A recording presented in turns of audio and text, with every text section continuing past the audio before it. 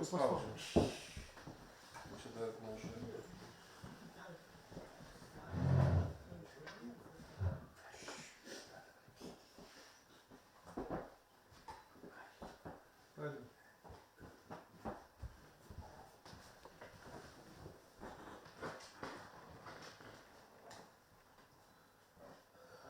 Labas rytas visi.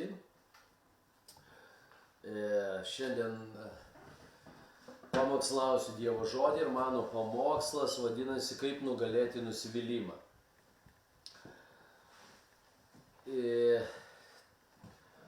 Galim truputį pasimelsti, kad Dievas jisai kalbėtų kiekvieną mūsų širdį ir mes galėtume priimti Dievo žodį savo širdį, savo gyvenimą. Jėzaus Kristaus vardu meldžiu ir prašau tavęs, šventoji dvasia, Jėzaus Kristaus vardu prašau tavęs, pripildyk mus savo šventąją dvasią. Padėk man pamokslauti, padėk man kalbėti. Jėzaus Kristaus vardu pripildyk mus savo šventąją dvasią. Amen. Uždarykit duris. Mato 26 skyrius, 37-46 eilutės. Pasiėmęs Petrą ir abu Zebedėjaus sūnus pradėjo liūdėti ir sielvartauti. Tada tarė jiems, mano siela mirtinai nuliūdusi, likite čia ir pabūkite kartu su manimi. Kiek toliau paėjęs parpuolė kniūbsčias ir meldėsi, mano tėve, jeigu įmanoma, te aplenkė mane ši taurė, tačiau ne kaip aš noriu, bet kaip tu. Jis sugrįžo pas mokinius ir radęs juos miegančius tarė Petrui. Negalėjote nė vienos valandos pabūti su manimi, budėkite ir melskitės, kad nepatektumėte į pagundą. Dvasia ryžtinga, bet kūnas silpnas. Ir vėl nuėjo antrą kartą ir meldėsi, mano tėve, jei ši taurė negali praeiti mano negerta, tebūnie tavo valia. Sugrįžęs vėl rado jos naudžiančius, jų akis buvo mieguistos. Tuomet palikęs jos, vėl nuėjo ir trečią kartą meldėsi tais pačiais žodžiais. Paskui grįžo pas savo mokinius ir tarė, jūs vis dar miegate ir ilsitės, štai atėjo valanda, kai žmogaus sūnus atiduodamas į nusidėjėlių rankas, kelkitės, eime, štai mano išdavėjas čia pat. Skaitydami šią rašto vietą, aš suprantu vienintelį dalyką. Kaip jūs manote, ar Jėzus Kristus turėjo kitą sielą? Ar jis nejautė nusivylimų, ar nejautė sielvarto, ar nejautė kažkokio tai skausmo? Jėzus į kalną su savimi pasiėmė mokinius, nes kiekvienam reikalingas sielos palaikymas, kai mes išgyvenam kažkokius tai vidinius mūsų sunkumus, nusivylimus ir kažkokius tai išbandymus savo gyvenime. Ir kai šalia mūsų kažkas yra, mums visą laiką lengviau, mūsų sielai lengviau iškęsti tuos jausmus ir juos išgyventi. Skausmas lenda, nusivylimas lenda į mūsų sielą, sumaištys lenda į ją. Ir tu sielos neišpjausi. Neišpjausi tų jausmų ir neišimsi ir neištrauksi jų. Jų nepatrauksi. Bet mes turim suprasti, kad jeigu nebus blogų jausmų, tai reiškia, nebus ir gerų jausmų. Siela visada ieško malonumo, ieško gerų jausmų, ieško komforto. Ir dėl to Biblija ir sako, kad platūs vartai ir veda į pražūtį, bet tik siauri vartai veda mus į išgelbėjimą. Todėl siela jinai sutverta taip, kad mes vis pastoviai norime kažkokių pasitenkinimų, malonumų, kad mes jaustumėmės gerai, kad mes būtumėm komforto zonoje. Bet Biblija, kaip ir minėjau, sako, kad tie siauri vartai, tas trumpalaikis sielvartas ar veda į išgelbėjimą, negu platus ir gera būsena, geros emocijos. Todėl Kristus norėjo pasidalinti su savo sielos nusivylimu su savo mokiniais, nes jam buvo sunku ir net maldos metu ta sielos būsena nepasikeitė, jis atėjo meldėsi vieną kartą, atėjo mokiniai miega, sako, budėkit ir melskis, kad nepatektumėte į pagundymą. Antrą kartą jo melstės, meldėsi ir ta sielos būsena nepasikeitė. vėl sugrįžo pas mokinius. Jis toliau meldėsi ir kartais mūsų gyvenime yra tam tikras etapas, kai mes negalime iškart patraukti to tokios vidinės būsenos, nusivylimų, kažkokių tai tam tikrų jausmų. Todėl mes turim išmokti gyventi ne jausmais, o tikėjimu. Kas bet atsitiktų mūsų gyvenime, mes turime suprasti, kad tai laikinas dalykas, kad mūsų Dievas neapleido. Mūsų Dievas nepaliko, jis yra mūsų pusėje, kas be nutiktų mūsų gyvenime. Todėl žmonės, neturėdami šito supratimo, pasiduodami emocijoms, jie tuokėsi ir skyrėsi. Jie ką pasiduodami emocijom, tik valgo, nori malonumų, bet nenori eiti sportuoti.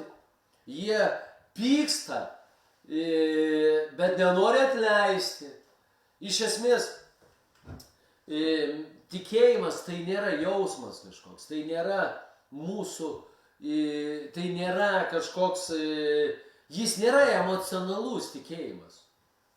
Tikėjimas tai yra veiksmas. Ir jeigu mes pažvelgtumėm ir prisimintumėm istoriją, kai Petras žvejojo ir visi mokiniai visą naktį išvargę žvejojo ir buvo pervargę, nieko nepagavo, jokios žuvies, nieko. Ir štai ateina Jėzus, įlipa į valtį ir pradeda jiems pamokslauti. Ir sako, Jėzus sako Petrui, dabar paimk tinklus ir užmesk į gilumą. Ir Petras sako, mokytojau, visą naktį vargę nieko nepagavome, bet dėl tavo žodžio užmesiu tinklą.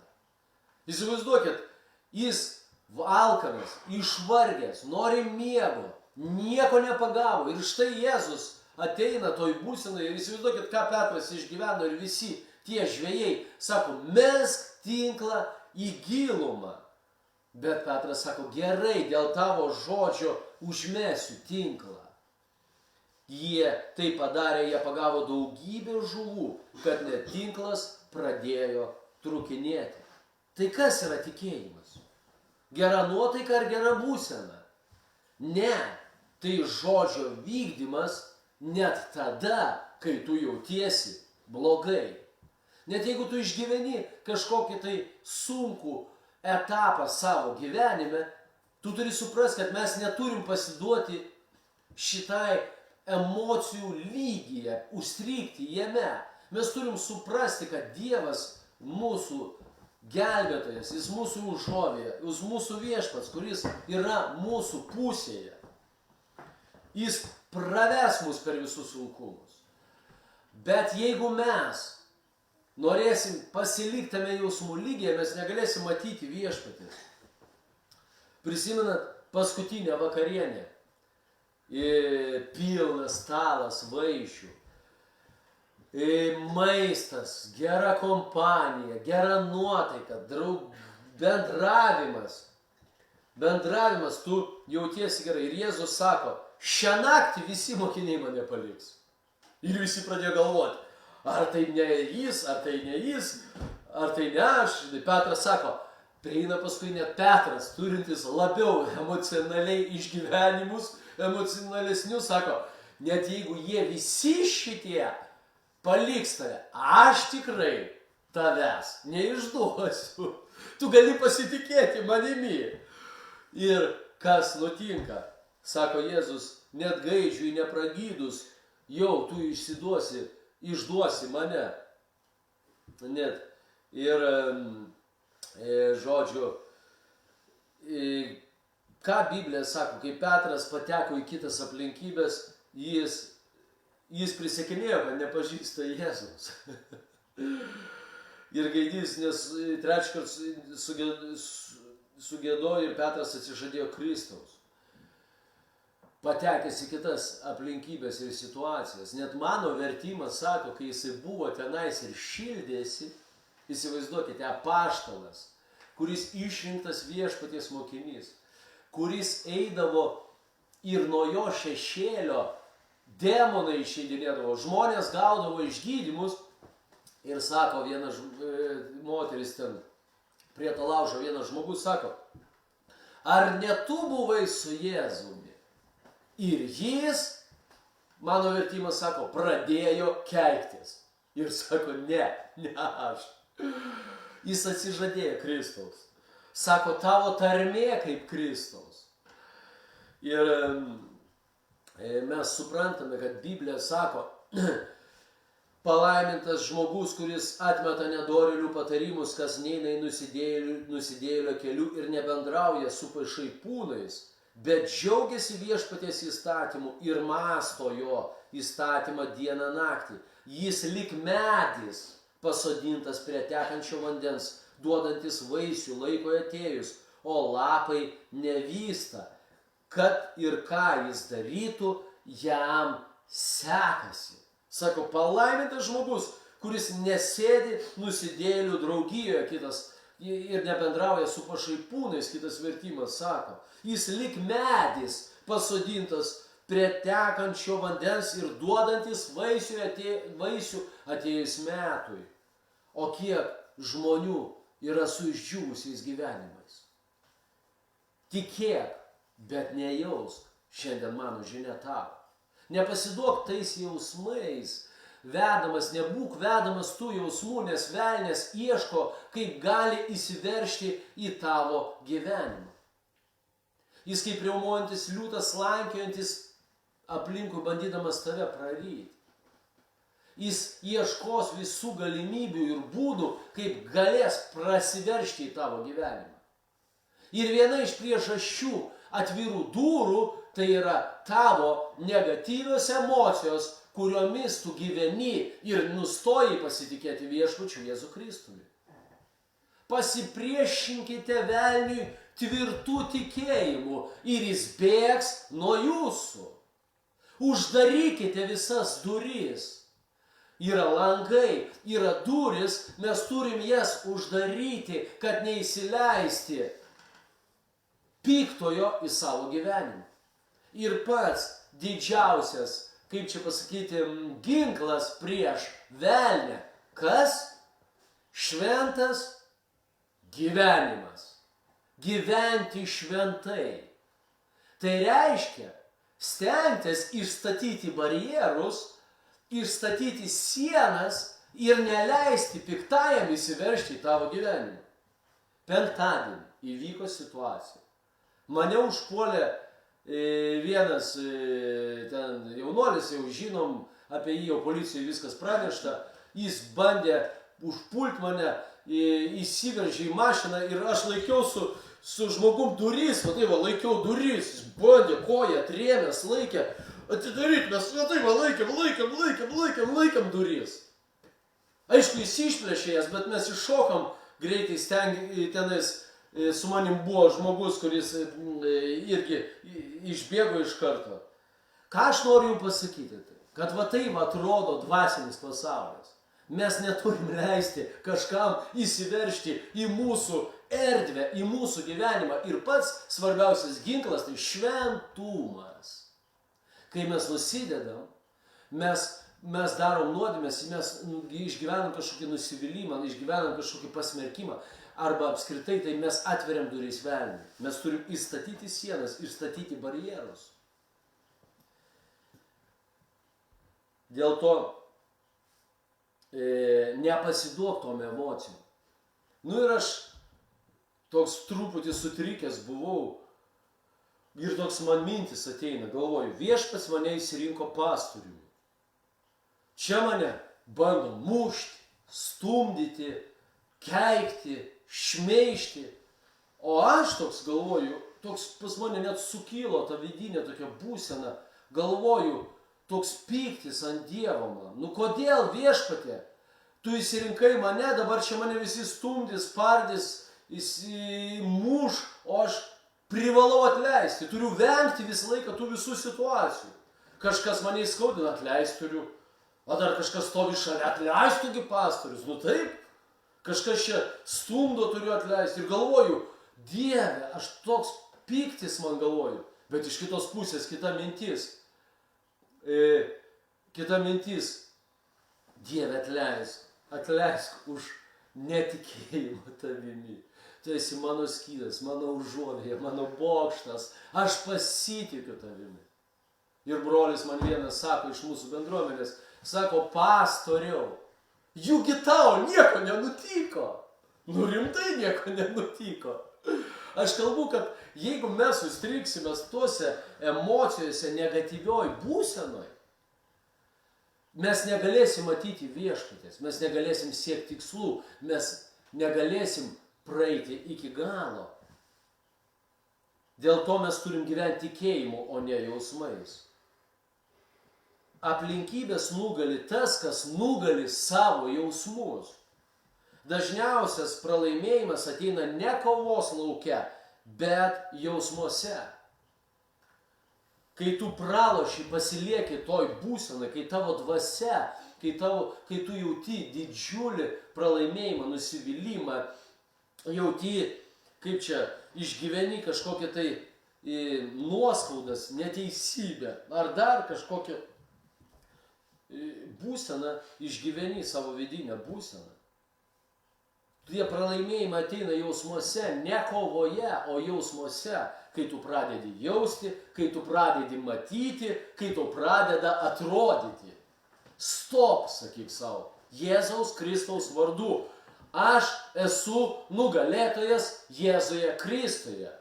Viešpats mano Dievas, kuris mano pusėje. Patarlė sako, geriau būti kantrių žmogumi negu galiūnų, suvaldyti save geriau negu užkariauti miestą. Kitas vertimas sako, susivaldantis yra didesnis už miesto užkariautoją. Kantrybė tai galėjimas išvengti vargą, sielvartą, sunkumą savo gyvenime. Jeigu Dievas pasakė, kad tavęs nepaliks, tai reiškia, kad jis tavęs niekada nepaliks. Kiek šiandien žmonių gyvena panikoje? Pandemija, karantinas, žmonės iš proto kraustosi. Pasitikėk Dievu, kuris gali išvesti tave iš visų situacijų. Jis nenori, kad tu būtum pririštas prie gerų jausmų arba prie blogų jausmų. Nesvarbu, kaip tu šiandien jautiesi, svarbu, kad Dievas yra su tavimi. Amen. Prisiminkime istoriją Betesdos maudyklėje. Ten 38 metus buvo paralyžiuotas vyras, kurį atnešdavo pastoviai ir jis gulėjo prie tos maudyklės. Ir kai angelas nusileisdavo, jis sujudindavo vandenį, kas pirmas iššokdavo į tą vandenį, gaudavo išgydymą. Ir štai ateina Jėzus į tą vietą ir klausia to paralyžiuoto žmogaus, ar nori būti sveikas. Kodėl jis paklausė jo? Jis sako, taip, bet nėra žmogaus, kas mane ten įkels į maudyklę. Skaitydamas šią rašto vietą ir šitą istoriją, suprantu, kad jis turėjo viltį, jis nepasidavė savo nusivylimui, įsivaizduokit, 38 metus sukaustytas paralyžiaus. Jis neprarado tikėjimo savo širdį, sako, taip, noriu. Jis galėjo pasilikti savo toj negatyvioj būsenai. Jis kovojo tuos 38 metus su savimi, bet neliko nusivylęs.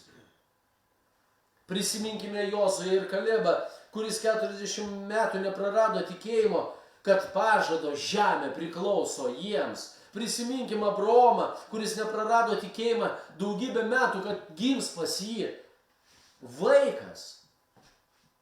Tikėjimas turi tam tikrus veiksmus, kol tu gausi. Tu nežinai, kada tai įvyks, bet tai įvyks. Aklas žmogus, kuris šaukia, jis sužinojo, kad eina Jėzus. Jėzau, Dovydo sūnau, pasigailėk manęs. Jėzus sako, ką norėtum, kad dėl tavęs padaryčiau?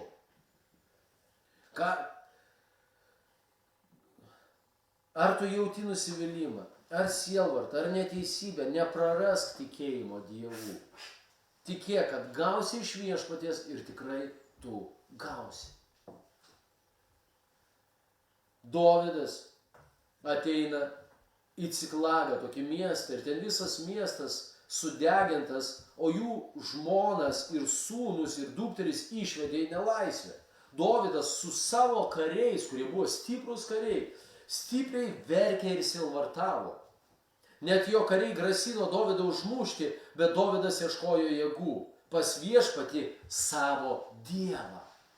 Įsivaizduoja, Dovydas ateina su galingais kariais į Ciklagą, o tenais visas miestas sudegintas, visi paimti vaikai, žmonos, moteris, visos išvežtos priešo.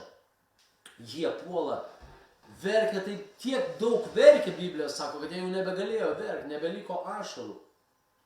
Ir sielvartavo taip stipriai. Jūs įsivaizduojat, kad net grasino, kėsinosi Dovydą užmušti. Bet Dovydas, jis išsiverkęs, jis pragyvenęs tuos jausmus, išliejęs savo sielą, sielvartę, skausme, nusivylimę, pralaimėjime, praradime, atrodo užpuolė priešas, atrodo, kas gali būti blogiau, kai tavo vaikų, žmonų nėra, visas miestas sudegintas ir visa jų Dovydo komandos nariai nusivylę yra. Ką Dovydas daro? Jis ieško jėgų pas viešpatį savo Dievą. Biblija sako. Kartais mums reikia išgyventi tuos jausmus, išlieti tą būseną susikaupusią, todėl, kad galėtumėme ieškoti Dievo, nes tos skausmo būsenoj tu negabus pamatyti viešpaties. O kiek daug žmonių pasiliko nusivylimų būsenoje. Šiandien mes kalbame apie mūsų sielos dalį. Tai 3 mėnesio sekmadienis mes kalbam apie mūsų vidinę būseną. Aš visą laiką sakau, kad mūsų vidinė būsena nusako, kas tu būsi po 5 metų.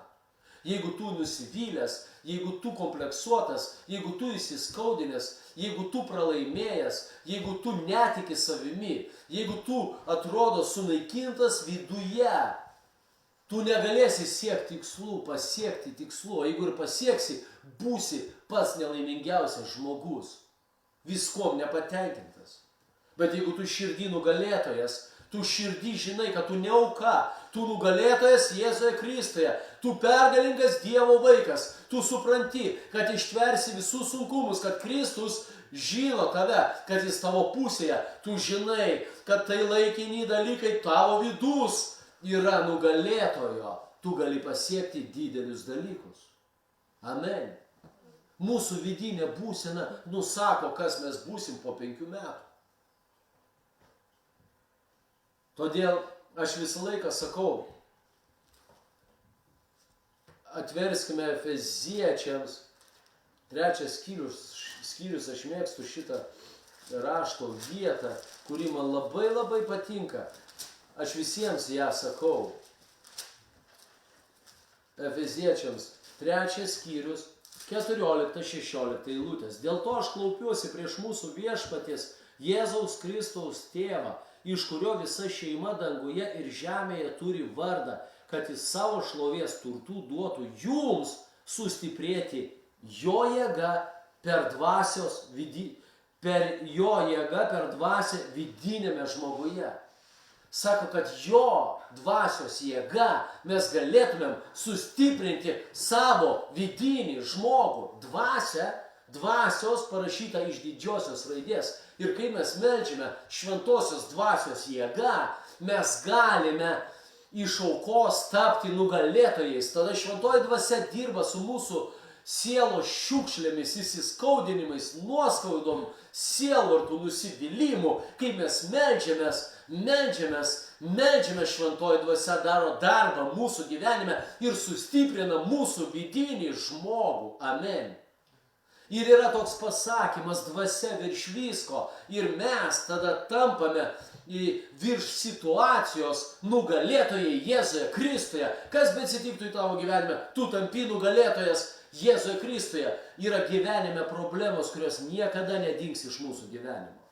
Niekada jos nedings. Bet kai mes meldžiamės ir turim santykį su šventąja dvasia, tai jo dvasios jėga, mes išdirbam poziciją į tam tikras problemas ir kitaip reaguojame į jas. O kiek žmonių pridarė daug klaidų? Kiek žmonių šitoj būsenoje atsitraukė nuo viešpaties, kiek žmonių pradėjo vartoti kvaišalus, kiek žmonių išsiskyrė, kiek žmonių nuleido rankas, kiek žmonių gyvenimai sugriuvo, nes jie pasiliko šitoj būsenoje. Bet kai mes meldžiamės, nes šventoji dvasia dirba su mūsų nuoskaudomis, dirba, jis duoda jėgų mums paleist, atleist, kam tikriems žmonėms šventoji dvasia daro generalinę tvarką mūsų sieloje. Labai svarbu, kad turėtumėm santykį. Aš visą laiką sakau, narkomanas tai tas, kuris paima žolę, uždega ją, įtraukia, palaiko, išpučia ir sako, kaifas. Aš vadinu žmonės, kurie įsiskaudina, jie nekalba apie tai su to žmogum, kuris jį įskaudina. Jis praryja tą nuoskaudą, laiko savo vidų ir nešioja tą nuoskaudą. O ta sėkla, jinai verda širdį, jinai neša vaisių, auga ir galiausiai tu tampi pasipiktinęs žmogus. Išpažinkite vieni kitiems nuodėmes. Melskitės vieni už kitus ir teisėjo malda išgydys tave. Amen. Nepasilik šitoje nusivylimų būsenoj, bet turėk Kristų širdį, Jėzuje Kristuje, per jo šventosios dvasios jėgą tu gali tapti nugalėtojas. O Biblija sako, nugalėtojas paveldės viską. Amen. Dovydas nepasidavė tom emocijom. Jis ieškojo jėgų pas viešpatį savo Dievą. Tada jis meldėsi ir klausė viešpatie, ar kaip sustiprėjo vytės jos, taip sako vytės. Aš nugalėsiu jos, taip nugalėsi. Ir jis tada buvo gabus kalbėti su Dievu. Tik tada gabus jis buvo kalbėti, kai jis išliejo savo nusivylimą.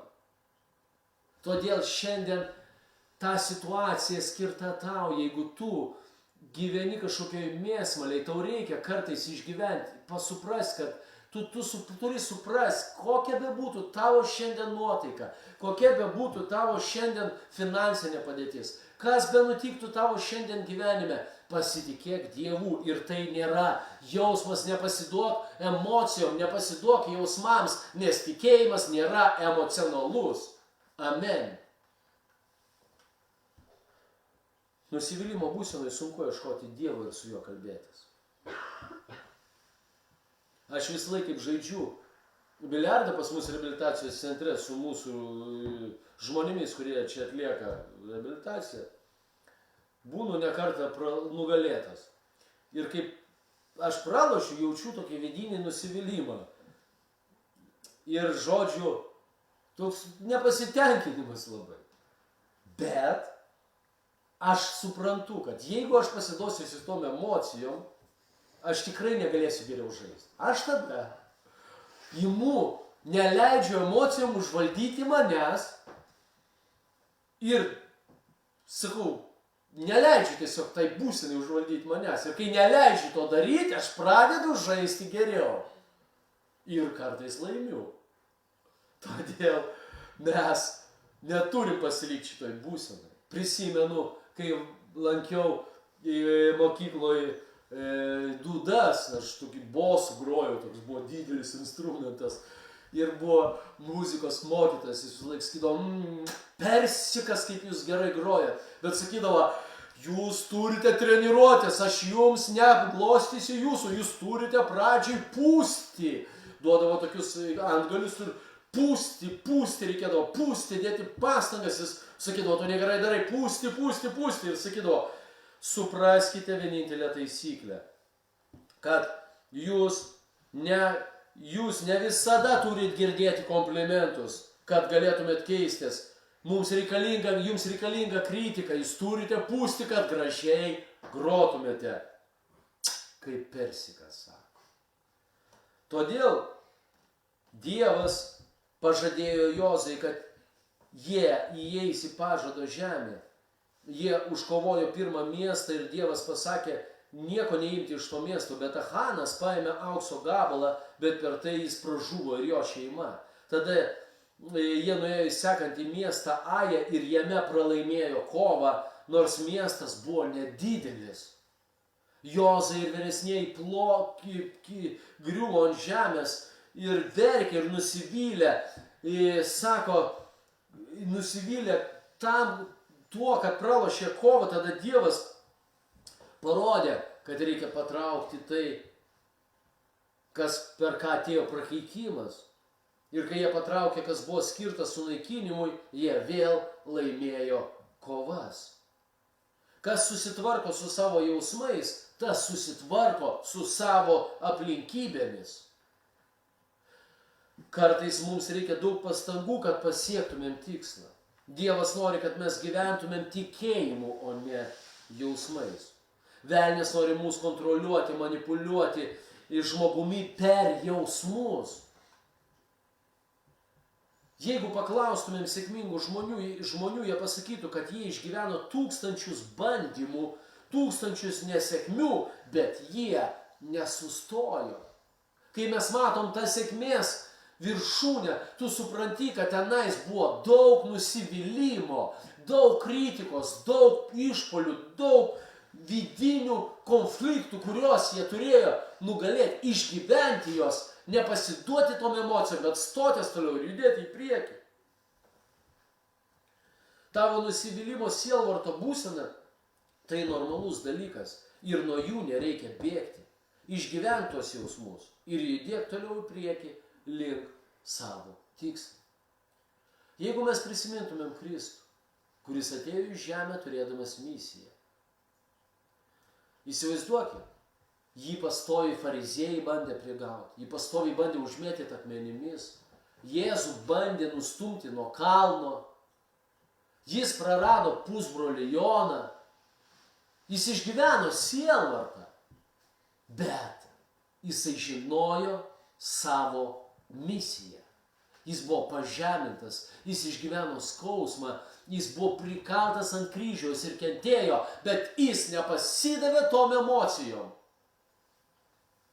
Nes trumpalaikis sielvartas veda į šlovę mus visus. Todėl jis atliko misiją, jis žinojo, kad jis yra ne nuotaikos žmogus. Kai tu esi pasiduodi emocijom, tu esi nuotaikos žmogus. Kas yra nuotaikos žmogus? Šiandien, kai tau gera nuotaika, kažkam kažką pažadėjai, kai jau nuotaikos nėra, jau be atsižadi tų žodžių. Kai tau gera nuotaika, tu nori atiduoti skolą, bet kai tau nuotaikos nėra, nebenori persigalvoti. Kas yra nuotaikos žmogus? Nori eiti į bažnyčią, tikėti Dievu, pasimeldei, dingo nuotaika, jau nebenori. Mes turim būti ne nuotaikos žmonės, o tikėjimo žmonės, kaip Jėzus Kristus. Jis žinojo misiją šitoj žemėje. Jis nebuvo nuotaikos žmogus. Jis žinojo, kad jis išgyvena sielvartą, kaip ant to kalno. Jis žinojo, jis laukė palaikymo, jis buvo stumtas, jis tokią pačią sielą turėjo kaip ir mes. Jis pasitikėjo tėvu. Mes turim pasitikėti savo Dievu.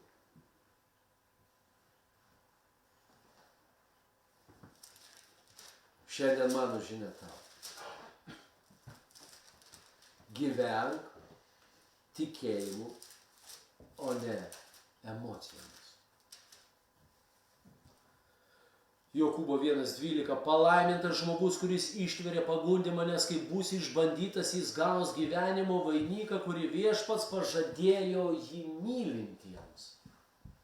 Palaimintas žmogus, kuris ištveria pagundymą, ištveria sielvartą, išgyvena nusivylimą, nepasilieka toje būsenoje, nes kai jis bus išbandytas, kai jisai bus išbandytas, sako, Kai jis išlaikys savo egzaminą, jis gaus gyvenimo vainiką, kurį Viešpats pažadėjo jį mylintiems.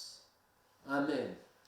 O kiek žmonių pasiliko šitoje išbandymo būsenoje, nuleido rankas ir nepasiekė savo tikslo. Te laimina kiekvieną Dievas iš mūsų. Tebūnie Dievo ranka pasilieka virš mūsų. Kad šitas sielvartas, išbandymas ar kažkoks sunkus periodas mūsų gyvenime būna kaip egzaminas, kaip išbandymas, kuris sutvirtins mus dar stipriau.